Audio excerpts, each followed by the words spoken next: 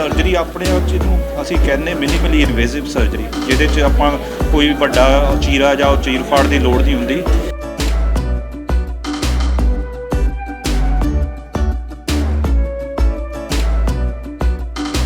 हमारे हॉस्पिटल में जितनी एडवांस इंफ्रास्ट्रक्चर है, MRI scan, CT scan, neuro surgery equipments और जनरल मेडिसिन, डायबिटोलॉजी, वो सब लाभ उठाएं।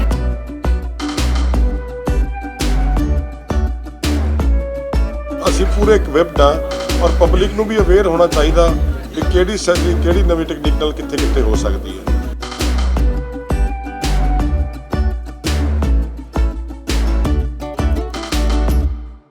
मेरा नाम ललिता रानी है। मैंने स्पाइन की प्रॉब्लम सी। उस तो पहले मैं तुरा फिर बिल्कुल नहीं आता सी। 5 मिनट खड़ी से मेरी बहुत तकलीफ होती सी।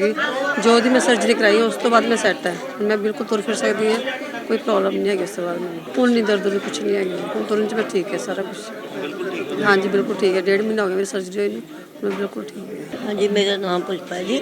मेरा ना अखा का थोड़ा जहा कम दिख रहा सी, अखा च दर्द बहुत होंदा सी ਤੇ ਦਿਮਾਗ ਦੇ ਵਿੱਚ ਮੇਰੇ ਰਸੌਲੀ ਸੀ, ਜਿੱਥੇ ਦੇਖਦੀ ਸੀ ਬੇਹੋਸ਼ ਹੋ ਕੇ ਗਿਰ ਜਾਂਦੀ ਸੀ।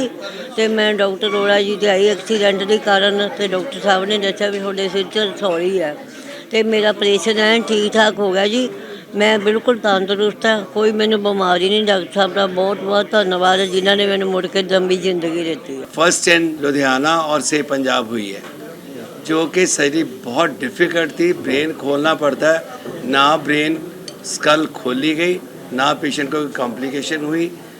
डॉक्टर झावर ने ईज़िली नाक के रस्से से बड़े संभाल के उस खतरनाक ऑपरेशन को बड़े आसान तरीके से निकाल दिया। It's a wonderful job he has done. हुण एग्जाम्पल असी दे रहे सी AVM की, डॉक्टर साहब, जो पेशेंट फॉर्चुनेटली ब्रेन हैमरेज वाला नहीं आ सका। आई रिमेंबर कि 90 में व्हेन आई वाज प्रैक्टिसिंग, ऐसा ही पेशेंट आया जिसको दाखिल किया।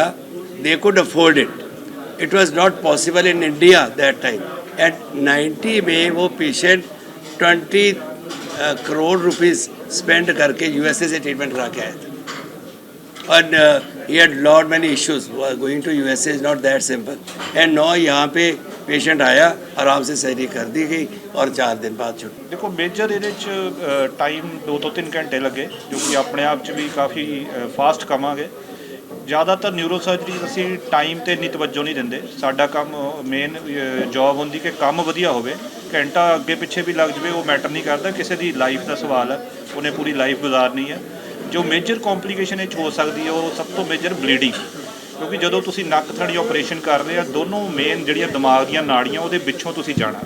ਇੱਕ ਵੀ ਨਾੜੀ ਨੂੰ ਕਿਸੇ ਵੀ ਤਰ੍ਹਾਂ ਦੀ ਇੰਜਰੀ ਹੋ ਜਾਂਦੀ ਆ ਤਾਂ ਉਹ ਆਪਰੇਸ਼ਨ ਉੱਥੇ ਹੀ ਖਤਮ ਹੋ ਜਾਂਦਾ। ਸੋ ਬਲੀਡਿੰਗ ਹੋ ਸਕਦੀ ਹੈ, ਅੱਖ ਦੀ ਨਾੜ ਦੀ ਇੰਜਰੀ ਹੋ ਸਕਦੀ ਹੈ, ਜਾਂ ਬਾਅਦ ਦੇ ਵਿੱਚ ਦਿਮਾਗ ਉਹ ਰਿਪੇਅਰ ਕਰਨੀ ਪੈਂਦੀ, ਕਿਉਂਕਿ ਤੁਸੀਂ ਨੱਕ ਥਣੀ ਦਿਮਾਗ 'ਚ ਜਾ ਰਹੇ ਹੋ ਅਤੇ ਤੁਹਾਨੂੰ ਵਾਪਸ ਉੱਥੇ ਉਹੀ ਰਸਤਾ ਬਣਾਉਣਾ ਪੈਂਦਾ, ਉਹਨੂੰ ਦੁਬਾਰਾ ਸੀਲ ਕਰਨਾ ਪੈਂਦਾ। ਸੋ ਇਹਨੂੰ 2 ਤੋਂ 3 ਘੰਟੇ ਲੱਗੇ ਸੀ। ਦੇਖੋ ਜਿੱਦਾਂ ਡਾਕਟਰ ਸਾਹਿਬ ਨੇ ਦੱਸਿਆ, ਇਹੀ ਸਰਜਰੀਜ਼ ਜੇ ਆਪਾਂ ਬਾਹਰਲੇ ਮੁਲਕਾਂ ਜਿੱਦਾਂ ਹੋਰ ਸੈਂਟਰਾਂ ਦੇਖੀਏ ਉੱਥੇ ਤਾਂ ਇਹ ਕਰੋੜਾਂ ਦੇ ਹਿਸਾਬ ਨਾਲ, ਇੱਥੇ ਸਾਡੇ ਕੋਈ 2 ਤੋਂ 3 ਲੱਖ ਐਵਰੇਜ ਕਹਿ ਲਓ, ਬਾਕੀ ਇੰਨੀ ਕੀ ਹੁੰਦੀ। ਇਹ ਆਪਣੇ ਆਪ 'ਚ ਪਹਿਲੀ ਸਰਜਰੀ ਹੋਈ ਆ। ਇਸ ਤੋਂ ਇਲਾਵਾ ਪਿਚੂਟਰੀ ਟਿਊਮਰ, ਸਿੰਪਲ ਟਿਊਮਰ ਵਗੈਰਾ ਜਿਹੜੇ ਨੱਕ ਦੇ ਹੁੰਦੇ ਆ ਉਹ ਤਾਂ ਆਮ ਹੁੰਦੇ ਸੀਗੇ, ਪਰ ਦਿਮਾਗ ਦੇ ਅੰਦਰੋਂ ਟਿਊਮਰ ਕੱਢਣਾ, ਉਹ ਵੀ ਦਿਮਾਗ ਨੂੰ ਟੱਚ ਕੀਤੇ ਬਿਨਾ, ਇਹ ਪਹਿਲੀ ਵਾਰ ਹੋਇਆ। ਉਸ ਤੋਂ ਬਾਅਦ 3-4 ਦਿਨ ਬਾਅਦ ਅਸੀਂ ਛੁੱਟੀ ਦੇ ਦਿੰਦੇ। ਨਹੀਂ ਕੋਈ ਮੈਡੀਸਨ, ਟਿਊਮਰ ਪੇਸ਼ੈਂਟ ਕਿਉਰ ਹੋ ਗਿਆ, ਸਾਦੀ ਰਸੌਲੀ, ਕੋਈ ਕੰਪਲਿਕੇਸ਼ਨ ਤਾਂ ਹੀ ਨਹੀਂ। ਪੇਸ਼ੈਂਟ ਨੂੰ ਦੇਖੋ ਸਮਝਾਇਆ ਜਾਂਦਾ ਕਿ ਬਈ ਨਾ ਕਰਨ 'ਚ ਕੀ ਰਿਸਕ ਨੇ ਤੇ ਕਰਨ 'ਚ ਕੀ ਰਿਸਕ ਆ, ਤੇ ਉਹਨਾਂ ਨੂੰ ਦੱਸਿਆ ਜਾਂਦਾ ਕਿ ਜੇ ਨਾ ਕਰਾਂਗੇ ਤਾਂ ਆਹ ਚੀਜ਼ਾਂ ਹੋ ਸਕਦੀਆਂ।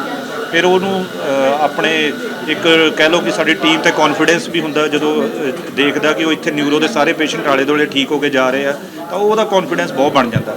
ਜਦੋਂ ਕੋਈ ਪੇਸ਼ੈਂਟ ਨੂੰ ਦੱਸ ਦੇਵੇ ਉਹਦਾ ਵੀ ਬਹੁਤ ਅਸਰ। ਕੋਈ ਇਹ ਸਰਜਰੀ ਆਪਣੇ ਆਪ 'ਚ ਇਹਨੂੰ ਅਸੀਂ ਕਹਿੰਦੇ ਮਿਨੀਮਲੀ ਇਨਵੇਸਿਵ ਸਰਜਰੀ, ਜਿਹਦੇ 'ਚ ਆਪਾਂ ਕੋਈ ਵੱਡਾ ਚੀਰਾ ਜਾਂ ਚੀਰ ਫਾੜ ਦੀ ਲੋੜ ਨਹੀਂ ਹੁੰਦੀ। ਪਰ ਇਹਦਾ ਮਤਲਬ ਇਹ ਨਹੀਂ ਕਿ ਇਹਦੇ 'ਚ ਰਿਸਕ ਘੱਟ ਜਾਂਦੇ, ਰਿਸਕ ਇਹਦੇ 'ਚ ਵੀ ਉਹੋ ਜਿਹੇ ਹੀ ਬਣੇ ਹੁੰਦੇ ਆ, ਪਰ ਇਹਦੇ 'ਚ ਇਹ ਆ ਕਿ ਲੌਂਗ ਟਰਮ ਪੇਸ਼ੈਂਟ ਨੂੰ ਕੋਈ ਨੁਕਸਾਨ ਨਹੀਂ ਹੁੰਦਾ, ਉਹਦੇ ਫਾਇਦੇ ਕਾਫੀ ਨੇ। ਰਿਸਕ ਸੇਮ ਬਲੀਡਿੰਗ ਵਾਲਾ ਜਿੱਦਾਂ ਮੈਂ ਦੱਸਿਆ ਉਹ ਬਣਿਆ ਹੁੰਦਾ, ਪਰ ਐਸ ਸੱਚ ਕੋਈ ਇੱਦਾਂ ਦੀ ਵਿਦ ਲੇਟੈਸਟ ਟੈਕਨੋਲੋਜੀ ਜੋ ਵੀ ਸਾਡੇ ਇਕੁਇਪਮੈਂਟ ਇੰਨਾ ਹਾਈ ਐਂਡ ਆ, ਉਹਦੇ ਨਾਲ ਇਹ ਚੀਜ਼ਾਂ ਦਾ ਬਹੁਤ ਘੱਟ ਰਿਸਕ ਹੋ ਜਾਂਦਾ। ਸਾਹਿਬ ਫੇਥ ਆਫ ਪੇਸ਼ੈਂਟ ਹੈ ਜਿਹੜਾ ਕਿ ਮੈਟਰ ਕਰਦਾ। ਹਾਂਜੀ, ਅਸੀਂ ਪਬਲਿਕ ਨੂੰ ਇਹੀ ਕਹਿਣਾ ਚਾਹੁੰਦੇ ਹਾਂ ਵੀ ਬਹੁਤ ਅਵੇਅਰ ਹੋਣਾ ਜ਼ਰੂਰੀ ਹੈ ਕਿ ਅਲੱਗ-ਅਲੱਗ ਬਿਮਾਰੀਆਂ ਦੇ ਜਿਹੜੇ ਨਵੇਂ ਇਲਾਜ ਆ ਰਹੇ ਨੇ, ਨਵੀਆਂ ਟੈਕਨੀਕ ਸਾਰੀਆਂ ਨੇ, ਅਸੀਂ ਪ੍ਰੈਸ ਕਾਨਫਰੰਸ ਦੇ ਰਾਹੀਂ ਇਹੀ ਲੋਕਾਂ ਨੂੰ ਦੱਸਣਾ ਚਾਹੁੰਦੇ ਹਾਂ ਕਿ ਅਰੋੜਾ ਨਿਊਰੋ ਸੈਂਟਰ ਹੁਣ ਲੁਧਿਆਣਾ ਦੇ ਵਿੱਚ ਸਭ ਤੋਂ ਲੇਟੈਸਟ ਜਿਹੜੀਆਂ ਸਰਜਰੀਜ਼ ਹੁੰਦੀਆਂ ਬ੍ਰੇਨ ਦੀਆਂ ਉਹ ਵੀ ਇੱਥੇ ਡਾਕਟਰ ਝਾਵਰ ਸਾਡੇ ਜਿਹੜੇ ਬਹੁਤ ਸੀਨੀਅਰ ਨਿਊਰੋ ਸਰਜਨ ਨੇ, ਪਹਿਲਾਂ ਪ੍ਰੋਫੈਸਰ ਸੀਗੇ CMC ਲੁਧਿਆਣਾ ਦੇ ਵਿੱਚ। ਕਹਿਣ ਦਾ ਮਤਲਬ ਵੀ ਅਸੀਂ ਪੂਰੇ ਇਕਵਿਪਡ ਹਾਂ ਔਰ ਪਬਲਿਕ ਨੂੰ ਵੀ ਅਵੇਅਰ ਹੋਣਾ ਚਾਹੀਦਾ ਵੀ ਕਿਹੜੀ ਸਰਜਰੀ ਕਿਹੜੀ ਨਵੀਂ ਟੈਕਨੀਕ ਨਾਲ ਕਿੱਥੇ ਕਿੱਥੇ ਹੋ ਸਕਦੀ ਹੈ। ਔਰ ਅਸੀਂ ਲੋਕਾਂ ਨੂੰ ਇੱਥੋਂ ਇਹ ਵੀ ਮੈਸੇਜ ਦੇਣਾ ਚਾਹੁੰਦੇ ਹਾਂ ਕਿ ਆਪਣੀ ਸਿਹਤ ਦਾ ਖਿਆਲ ਰੱਖੋ।